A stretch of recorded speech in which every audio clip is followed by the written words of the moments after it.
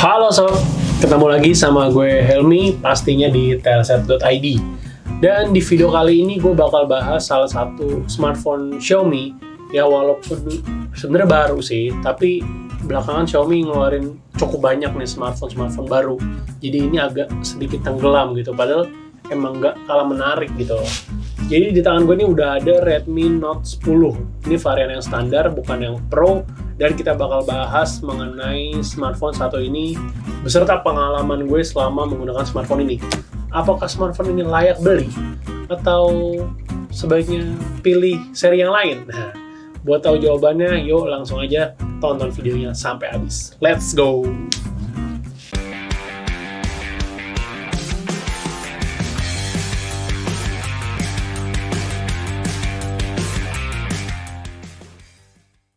Seperti biasa, seri Redmi Note ini emang cukup menarik ya, karena di tiap serinya tuh Xiaomi selalu membawa pembaruan atau fitur-fitur yang menarik. Apalagi kombinasi harga dan spesifikasi yang ditawarkan itu benar-benar bikin konsumen atau Mi fans menanti-nantikan hadirnya smartphone ini. Redmi Note 10 ini jadi smartphone seri Redmi Note pertama yang pakai layar AMOLED. Dan sebenarnya bukan cuma itu aja yang menarik, tapi teknologi layar AMOLED ini bisa didapatkan dengan harga hanya 2 jutaan aja.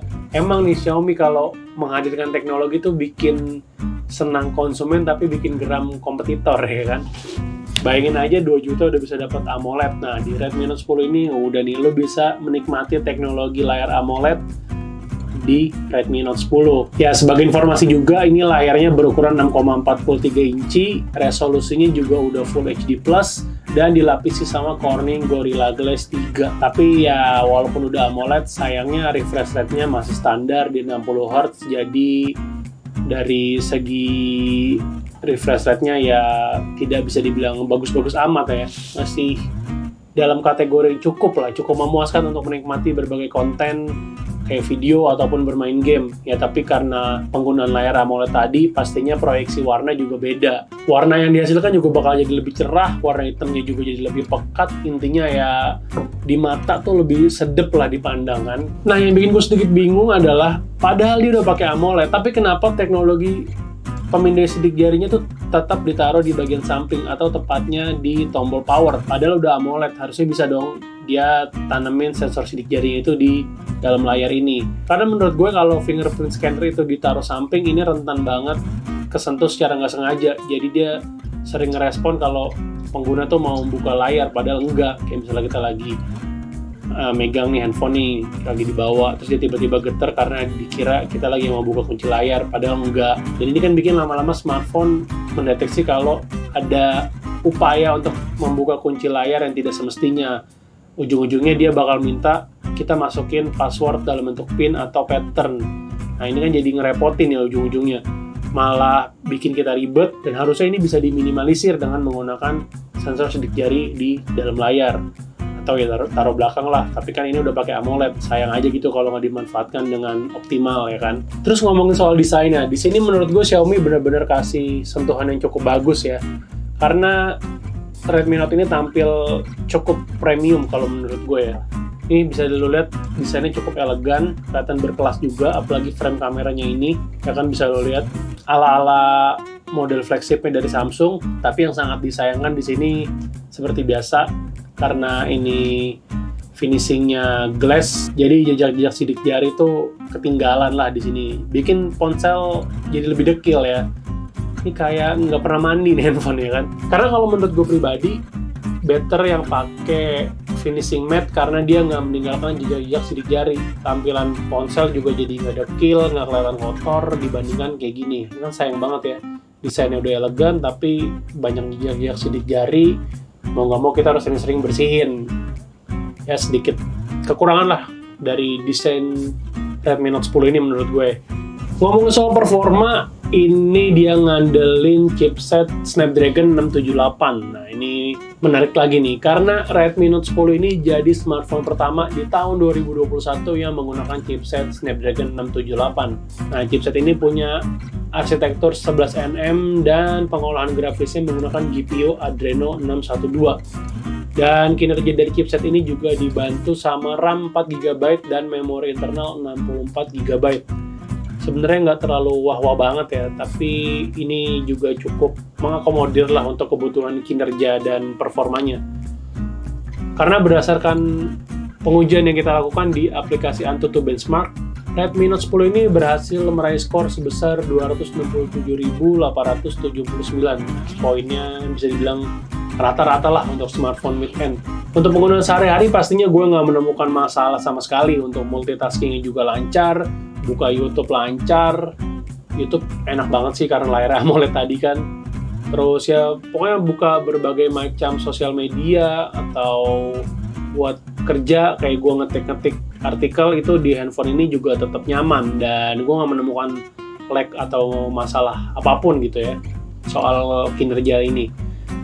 Terus untuk main game gimana nih Bang? Nah ini nih pertanyaan yang biasanya sering ditanyakan di kolom komentar untuk main game. Untuk main game PUBG nih pas gue coba gue dapet pengaturan grafik maksimal di HD. Dan untuk frame rate-nya itu ada di high. Dengan pengaturan ini sih gameplaynya gue ngerasa juga cukup smooth, cukup lancar. Walaupun bukan yang maksimal banget ya, tapi ini kan udah bisa dibilang lumayan. Udah cukup lancar lah untuk main game PUBG atau sebagainya, kayak misalnya Mobile Legends atau Call of Duty Mobile itu masih bisa sangat mengakomodir lah ya. Dan main game kayak PUBG atau Call of Duty Mobile juga makin asik karena di sini udah ada fitur gyroscope. Nah, dengan fitur gyroscope tadi pastinya untuk ngebidik lawan atau menggerakkan aim lo jadi lebih mudah ya kan dibanding lo menggerakkan secara manual dengan jari. Dan ini juga gironya dalam bentuk hardware, jadi nggak terasa delay ataupun jeda saat lo menggerakkan smartphone lo gitu. Selain punya layar AMOLED dan jadi smartphone pertama yang menggunakan Snapdragon 678, keunggulan lain dari Redmi Note 10 yang gue temukan ini adalah dari kapasitas baterainya yang lumayan besar. Di sini Xiaomi kasih baterai 5000 mAh. Nah, walaupun pakai baterai 5000 mAh, tapi lo bisa lihat kalau smartphone itu nggak terlalu tebel ya. Jadi smartphone-nya bisa tetap tipis nih, patut gua acungi jempol si Xiaomi. Ya cukup oke sih, di satu genggaman tangan juga dia tetap enak gitu. Terasa, slimnya tuh terasa. Nah, baterai yang besar 5000 mAh tadi juga didukung sama teknologi pengisian daya cepat yang bisa dibilang lumayan gede. Dia punya output daya 33 watt. Saat gue coba nih untuk mengetahui berapa lama screen on time yang bisa didapat sama Redmi Note 10 ini, hasilnya itu dia bisa tetap menyala selama 18 jam 56 menit. Ya kurang lebih seharian lah untuk aktivitas kita nih, menemani aktivitas kita seharian tuh cukup dengan sekali ngecas aja. Dan setelah 18 jam 56 menit tadi, baterainya itu juga masih sisa 18%. Gila ya. Ini udah nemenin seharian, baru ngecas lagi besok ya paling. Asal mungkin nggak yang buat main game terus-terusan, nah itu pasti dijamin sih bakal lebih boros. Pas gue coba untuk ngecas dari 2% sampai 100%, itu cuman menghabiskan waktu kurang lebih sekitar 1 jam 46 menit. Pastinya ini bisa dikategorikan cepat ya, apalagi dia di bawah 2 jam untuk baterainya terisi penuh. Jadi kombinasi yang mantap ya kan, bisa dibilang daya tahannya lama tapi ngisi baterainya juga cepat ya. Jadi kita nggak juga repot kan kalau baterainya habis, cukup cas, nah nggak sampai 2 jam langsung penuh. Sekarang masuk ke bagian kameranya. Di sini sebenarnya bisa dibilang Redmi Note 10 agak kalah ya kalau dibandingkan dengan si Redmi Note 10 Pro. Dan itu udah pasti sih karena kan itu yang Pro ya.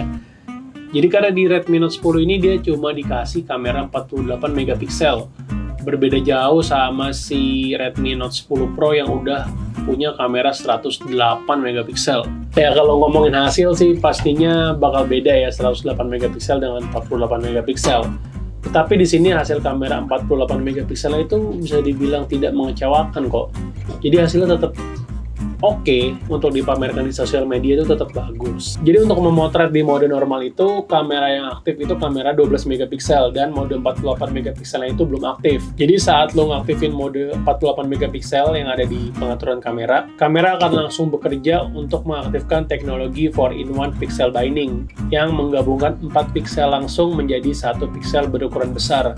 Ini bikin resolusi gambarnya jadi lebih tinggi, detailnya juga jadi lebih bagus dibandingkan dengan cuma motret dengan kamera utama 12 megapiksel aja. Nah, pas motret pakai kamera 48 megapiksel nih, pas kita lihat hasilnya, ini bisa dibilang ketajaman dan detailnya cukup baik. Ini untuk mode 48 megapiksel ya. Terus dynamic range-nya juga cukup luas dan kontras warnanya juga oke. Nah, kalau lo ngerasa detailnya masih agak kurang, di sini lo bisa ngaktifin fitur HDR yang udah disediakan oleh Xiaomi. Terus supaya warnanya juga jadi lebih gonjreng, lebih menyala lagi, ini lo bisa ngaktifin fitur AI yang bisa berguna untuk mengenali objek dan mengoptimalkan hasil foto. Nah, tapi sayangnya kedua fitur tadi itu tidak bisa diakses melalui mode 48 megapiksel. Jadi ini sedikit keterbatasan dari fitur AI dan juga HDR di 48 megapiksel. Jadi kedua fitur tadi cuma bisa digunakan di mode normal tanpa mengaktifkan 48 megapiksel.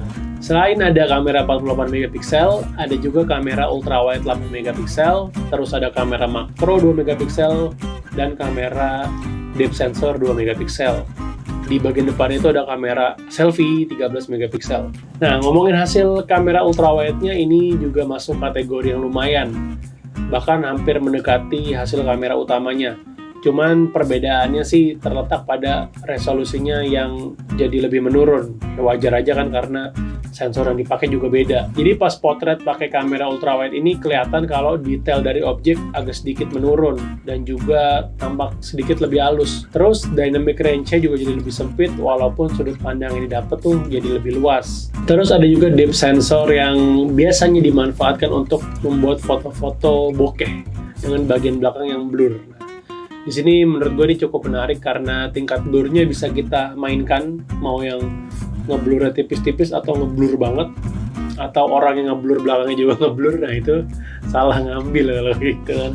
Jadi tingkat latar belakangnya itu bisa diatur tingkat blurnya. Terus ada juga mode makro nih, jadi ada kamera makro kan tadi, jadi kita bisa ngambil objek dari jarak yang sangat dekat, jadi kita bisa mengabadikan detail-detail dengan menggunakan kamera makro tadi. Menurut gue ini bisa bekerja dengan cukup cepat mengunci fokus dari objek, tapi sayangnya ini lebih maksimal kalau digunakan di tempat yang cahayanya cukup. Jadi kalau ruangan atau tempatnya punya cahaya yang agak redup, sebaiknya lo hindari karena hasilnya jadi kurang banget sih. Jadi nggak optimal lah ya bisa dibilang. Terakhir yang gue temukan cukup menarik di kamera Redmi Note 10 ini adalah fitur Night Mode.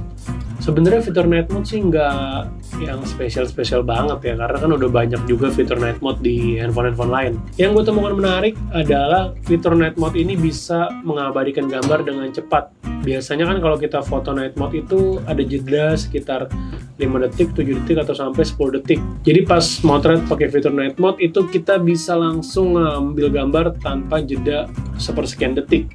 Ya menurut gue jadi sentuhan yang cukup memudahkan mungkin ya dari Xiaomi untuk penggunanya. Nah, untuk kamera selfie-nya ya ini lagi-lagi masuk di kategori yang lumayan karena gue tidak menemukan kekurangan yang signifikan lah ya bisa dibilang. Skin tone-nya cukup bagus dan beberapa detailnya juga cukup oke, apalagi di kamera depan ini juga udah dikasih dukungan fitur HDR, AI, dan juga beautification. Jadi buat pengen yang selfie-nya lebih wah, nah bisa ada tuh atur-atur tuh settingan di mode-mode tadi. So, masuk ke simpulan ya. Ya, secara keseluruhan sih sebenarnya Redmi Note 10 ini bisa dibilang cukup menarik dari Xiaomi. Tapi kalau gue boleh memilih, gue lebih milih sih yang Redmi Note 10 Pro karena agak nanggung aja ya dengan fitur-fitur yang ditawarkan, karena Redmi Note 10 Pro punya beberapa kelebihan yang tidak dimiliki Redmi Note 10 pastinya, kayak salah satunya kamera 108 megapiksel gitu kan. Tapi lagi-lagi balik, kalau budget lo terbatas ya milih Redmi Note 10 juga bukan pilihan yang jelek sih. Karena dengan harga 2 jutaan aja lo bisa dapat smartphone yang udah AMOLED dan performanya lumayan, hasil kameranya juga cukup oke, baterainya besar gitu kan. Jadi cukup lengkap sebenarnya. Tapi yang membuat kita jadi berpikir ulang apakah membeli smartphone ini atau enggak, itu karena Xiaomi juga ngeluarin Poco X3 Pro yang mana dari spesifikasi di atas kertas pastinya juga jauh lebih menarik. Dengan lo menambahkan dana sedikit, lo dapat spesifikasi yang jauh lebih tinggi di Poco X3 Pro. Ya ini jadi bisa dibilang langkah yang gue pertanyakan juga sih dari Xiaomi. Kenapa dia nge-launching Poco X3 Pro nggak jauh dari dia launching si Redmi Note 10 ini.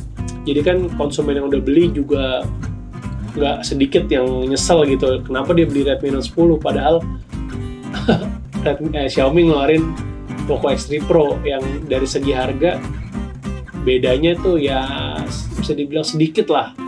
Tapi spesifikasinya bak bumi dan langit, ngeri ya kan. Ya di tengah keterbatasan tadi, kalau misalnya punya dana 2 jutaan dan cari smartphone yang bagus, nah ini jawabannya Redmi Note 10 ya. Dengan catatan lu punya dana terbatas dan lu butuh smartphone yang mumpuni, ini jawabannya. Tapi kalau punya dana lebih 3 jutaan melar ya gue sarankan mungkin lo bisa ngelirik si Poco X3 Pro sih. Itu karena speknya jauh lebih tinggi dibanding ini. Ya kita realistis aja lah ya. Kalau milih smartphone yang lo pasti kan pengen yang oke gitu kan. Jadi itulah kurang lebih